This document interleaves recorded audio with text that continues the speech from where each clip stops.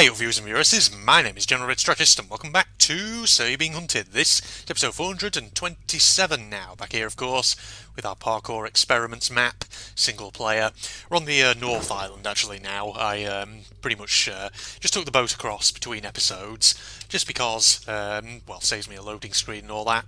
So I'm going to continue on as we do, basically examining this map, looking for strange terrain. We've got some strange terrain straight off the bat here with big cliffs and all that, which is quite something. But you know, it's actually an evening as of when I record this. It's the 11th of October. Might as well date the video, as of when I record this. And yeah, it's evening. It's almost actually 8 o'clock, and I've been basically, well, I've been at work obviously most of the day, and having some downtime now just to play some games, relax before work tomorrow and all that. But yeah, I actually wanted to kind of come and do another episode of Sir, because apart from obviously doing more parkour and all that, I had an idea for an actual topic of conversation in mind that I thought would be interesting to talk about. Because the thing is, you know, just this evening, before I actually started the recording, I was sort of reflecting on games that I've played here on the channel, and I was just sort of thinking about something, well, something in particular relating to those games that I've played. Now, thing is, on my channel, you know, you'll see quite an eclectic mixture of different types of games, of different genres.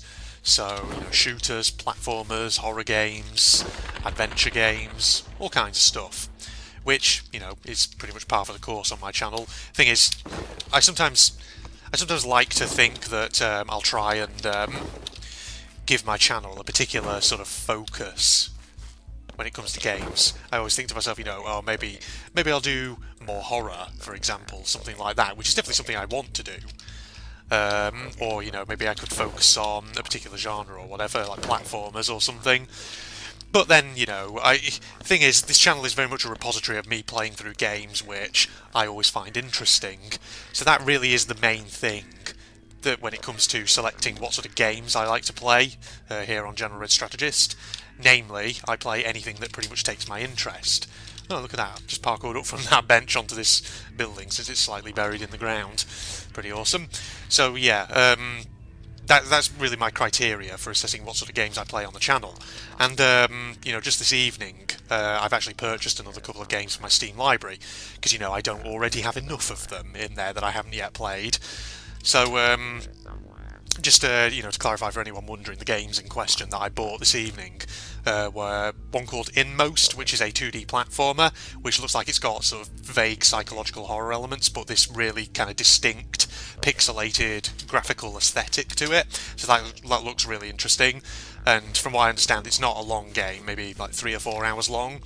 And the other game that I bought was called Industria, which is a FPS, first-person shooter, which is apparently set in 1989, around about the fall of the Berlin Wall. It's set in Berlin, and it has kind of sci-fi themes to it, with like robots and all kinds of stuff. And it looks very, very interesting. Some of the reviews say that it is a bit janky, but I don't know. Generally, the reviews for it are quite positive. And again, that's apparently only a short game, something like maybe 2 to 4 hours, somewhere around there. Oh god, getting asked for my tea already. But, so I bought those, and the reason I kind of mention those games, and in particular why I mention the length of them, is just because, I mean, this is something that I've kind of said before here on the channel also. I've just realised something.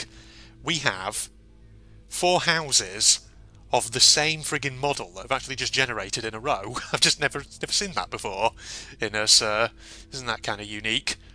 Wow, nice. Just identical houses, like these soulless housing estates that you now see going up here in the UK at the moment. But, yeah, so what was I saying? You know, I mentioned the lengths of those games. Because the thing is, you know, I've said before in various series, in various videos here on the channel, that with me, when it comes to games and what sort of games I enjoy, I'm very much of the philosophy that sometimes the best games are the ones that are short but really memorable and which leave a real good impression, rather than something which is extremely long and which eventually reaches a point where it starts to become tedious and repetitive. And you know, that's something that I, you know, do still stick by today. and I'll probably continue to stick by it for a long, long time. And the more I was kind of thinking about that, the more it got me to thinking about game development. And if I was to give, one piece of advice to anybody out there who is an aspiring game dev, who is thinking about working on crafting a game of their own, or just, building something of their own, whatever. And if I had to give them some kind of advice, what would I give them? And I was thinking in particular about sort of lengths of games and what it is, because I feel like there's sort of like an unspoken rule. I say unspoken. To be honest, people have probably already said this before me many, many times, and there probably is a term for it. But to put it this way, I sometimes think that when you're crafting a game and you're developing it, I think you should always look at the kind of game mechanics and the storyline that you're hoping to implement into your game, and depending on how long and complex they are, you should then inform, or you should then rather that should rather determine the length of the game in terms of how long it is. So what I kind of mean is, I was kind of thinking about games that I've played in the past here on the channel, and therefore what what we can sort of learn from them. So just to reiterate, I am that sort of person who, as a general rule, I tend to prefer games that are short but really memorable and which leave a really good impression, rather than something which is long, drawn out, and eventually reaches a point where it becomes kind of middling and tedious. Now, here's the thing, though. That's not to say that there aren't long games out there that I have enjoyed or anything like that. In fact, there are some long games that I have played here on the channel which I did really thoroughly enjoy, despite them being very long. So, if you wanted examples of that, think about Death Stranding, which I played a few months back. That's a long-ass game, that is. We're talking, like 40 or 50 hours on average to complete the story. So that's a pretty big one. And similarly, like the Danganronpa games, for instance, which I played a while back, they're also pretty long games. Again, you're probably looking at 30 hours or so, probably, for each one, if I had to do a very rough estimate off the top of my head. There or thereabouts, give or take a little bit either way. And, so I was kind of thinking about those, and I was thinking about what is it about those games that kind of makes them sort of special? What was it about those games that, despite their length, just really held my attention? And so I was thinking about that, and then I was thinking about, another game by way of a contrast. And the contrast game that I was thinking of was Outlast, the horror game, which I played again on the channel quite some time ago. And if you have been around on my channel for a while, and if you watched my Outlast series, you'll probably remember I was kind of underwhelmed by that game. So it was recommended to me by a viewer who, I seem to remember, kind of really emphasised that apparently, Outlast as a game was terrifying. It's like, it's the scariest thing in the year that it was released. It'll terrify you out of your mind. You'll soil your pants in fear and all this. But then, of course, when I actually played it, I was like, sure, it's okay, but I'm going to be brutally honest, this is not the most terrifying thing I've ever played. And truth be told, with Outlast, there was a point in that where I started to get kind of bored of it. Like, the jump scares, it kind of reached a point where the jump scares were not really getting me. I just wasn't really scared. I wasn't really reacting to them anymore. Because the thing is, Outlast as a game kind of started off really well. It started off strong, and it had good atmosphere, but then it quickly became kind of repetitive and a bit dull for me, because the thing about Outlast was it was very reliant on blood and gore, and if I was being brutally honest, it did feel like the devs were kind of trying very hard to try and make it very scary, but as a result it was like they were trying too hard, to put it that way. At least that's how I felt towards it. And so as a result of that, I just kind of came away from it feeling very underwhelmed. And I look back on Outlast and I think, for the story that game was telling, I don't think it needed to be as long as it was. I think they could have made it shorter, and it would have still been well received as a game.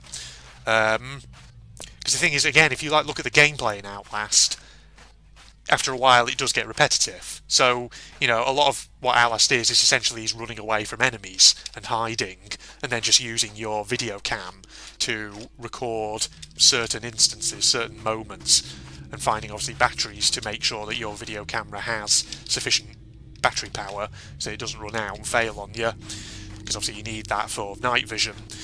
And so, that sounds complex, but actually when you get down to it, that's not a lot really in terms of the actual game mechanics, and it quickly gets into a repetitive pattern. And so, looking at that and the story that it was telling, those things wouldn't necessarily be a problem on their own.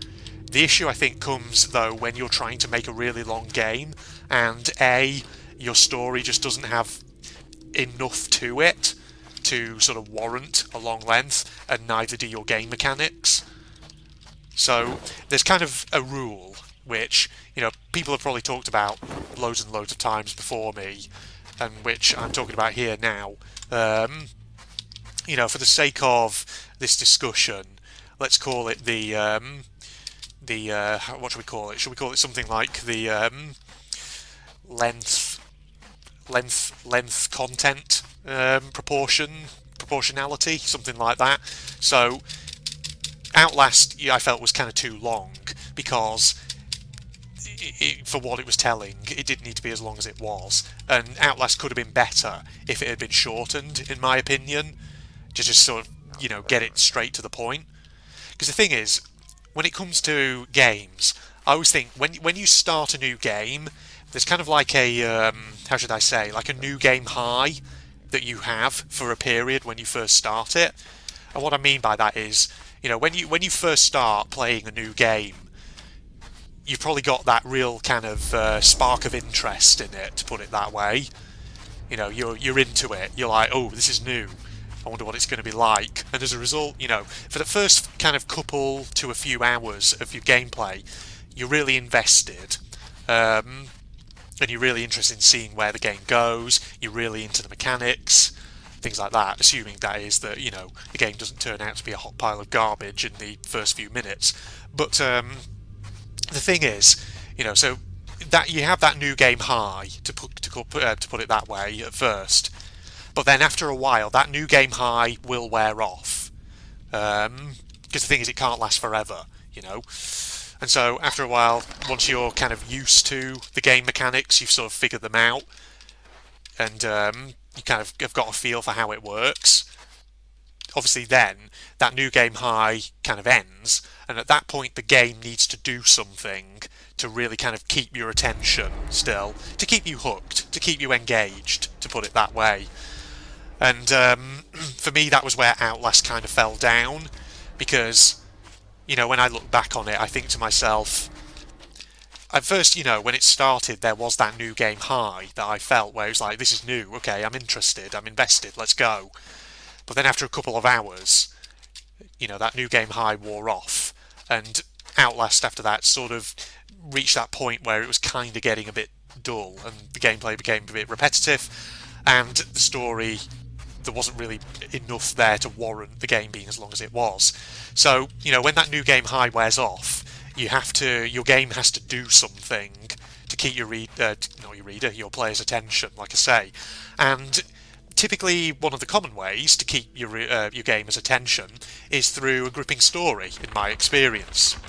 And of course, like I say, that's why Outlast just fell down, because for the story it was telling, it felt like it just took ages to get to the point. And like I say, it felt like you could have just shortened that game without really losing the overall quality. As a result, it was just ended up feeling like it was too long. And that's saying something, considering that I think Outlast on average is only like 10 hours of gameplay long, which, compared to other games I've played here on the channel, that's actually not that long, but it just feels long because you're doing the same repetitive tasks once that new game high has worn off. You're doing the same repetitive tasks and feeling like the story's not advancing that quickly. And as a result, it gets a bit kind of dull and tedious. And so that was the issue I had with Outlast. So let's contrast that then with the long games that I mentioned before, like Danganronpa, like Death Stranding, which I have played and which I did thoroughly enjoy. So obviously with those games, when I first started playing them, there was again that kind of new game high. at first, for the first, couple to a few hours. But like any game, obviously, eventually, once you're settled into the plot, you've kind of figured out the basic game mechanics, how it works. Obviously, that new game high, that novelty, eventually wears off. But the thing about Death Stranding and Danganronpa is, they have things that then kept me hooked, kept me engaged, kept me invested. So I'll go through these kind of, in turn. So let's take Death Stranding as the example. The thing about Death Stranding is the actual game mechanics of that game are pretty basic. They're nothing really that special when you think about it. But what Death Stranding did have was a really fascinating story and a really weird premise. And so, in essence, that game kept me engaged because I was like, what is going on in this world? What is the story here? How is this going to end? How's it all going to resolve itself? What's going to be the culmination point of all this? And so, because I had those questions, it kept me hooked, even when that new game high had worn off, to put it that way. So similarly then, let's, talk about the Danganronpa example. So the Danganronpa games, they also have something that hooks you, which namely is the story.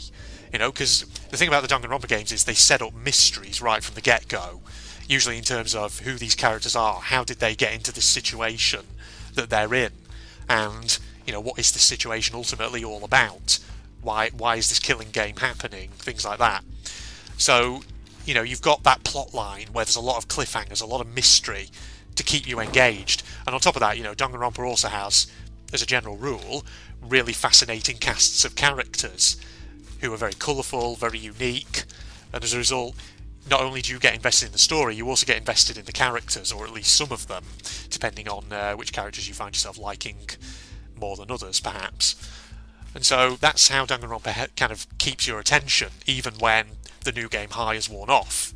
So I suppose really, if I was to kind of give one piece of advice to any sort of aspiring game dev, it is, keep the length of your game proportional to the story and the game mechanics that you're going to be presenting. So if the actual game mechanics and gameplay of your game is not that complex and is actually pretty simple and thus might potentially become repetitive, then bear that in mind, because when it comes to determining how long your game needs to be, probably means it would be better to go for a shorter but fairly memorable experience rather than something that's long-winded and which eventually becomes drawn out and tedious. And similarly, story-wise, same thing goes for that as well. If your story is actually pretty basic, then there's no need for the game to be unnecessarily long. So, good, yeah, that's just my advice right there. Ladies and gentlemen, let's take Sir You're Being Hunted actually as an example here. So, the thing about Sir You're Being Hunted is, Sir You're Being Hunted is not a long game. Because if you think about it, for the story that it's actually telling, that wouldn't warrant a massively kind of over-the-top, crazy long game. Because the thing is, once you've kind of picked up the mechanics of Sir, you can probably clear an island out in, I'd say, less than an hour. And considering there's only about 5 islands, that probably makes the game, on average, maybe 5 or 6 hours. If you're, a fairly amateur new player to the game. If you're an experienced player, obviously it'll be even less than that, probably. I mean, I know, for example, speedrunners like Eclectic Ticklish and people like that, they've sped run through this game in less than an hour, because they're experienced players. They know what they're doing. They've kind of picked up on all the hints and tips for doing it, but, if you're just an average player of Sir who's new to it, who's just still perhaps learning the game, figuring out the mechanics of it, even then, it will probably take you less than, I'd say, 8 hours to play through the whole thing, which is probably about the right length for what this game ultimately is actually doing in terms of its mechanics and storyline. I say less than 8 hours, probably, like I say, probably on average 5 or 6 is what I would wager is the amount of time that new players to this game take to clear an entire archipelago. I mean, I don't know for certain, but I'm sure, the websites out there like How Long to Beat things like that. Probably could give a much better indication than what I can give. Okay, right, I've been recording for a good amount of time there, just waffling on. But, I wanted to record a So You Being Hunted episode just to kind of talk about this particular topic, because it was on my mind, and I really wanted to get it off my chest. Because I think it's an interesting topic of conversation. Because, I may not be a game dev, right? I may just be a guy who plays games, records himself playing them, and then posts it online for entertainment as a hobby. But even though I know absolutely nothing about game development, in terms of, I don't actually have any experience of developing games myself. If you asked me to develop a game, I wouldn't even know where the hell to start with that, because I have no kind of programming or coding knowledge or anything. But despite that, as someone who's played a lot of games, I do feel like I have picked up on certain things, which, if I was to become a game developer and start learning, there would be things that I would bear in mind, and which would help me in my creative process, or whatever. So, just putting that out there. Alright, as we head back to the jetty, I'm just going to wrap this episode up here, because I think that's a good length for that one. So I hope you enjoyed that then, ladies and gentlemen. And, hope you enjoyed listening to me ramble on and on about that particular topic. Like how that sign's got sort of trapped there in the wedge in the wall, which is kind of curious. But yeah, Facebook and Twitter links down below, along with the links to my propagandist channel for anyone interested. And if you enjoyed, and don't forget, a like is always appreciated. Off camera, I'll just get myself back to the jetty and I'll save. And of course, we'll resume with the parkour experiments in episode 428. But other than that, this is General Red signing off now. Goodbye, everybody. They're just coming out for, to check out that prime real estate. That's all they're trying to do. Coming down to earth, thinking we'll buy a house. We'll get our hands on some sweet property deals. Is there anyone out here? There's a lot of lights in the sky. Bit unsettling. Alright, what's smashed? Who broke a fucking window? That's something we're going to have to teach these here aliens. You don't break the windows. Oh, hello. That's what broke. Oh, God. Is there a flying saucer right outside our window? Oh. There is. Hello. You look lovely.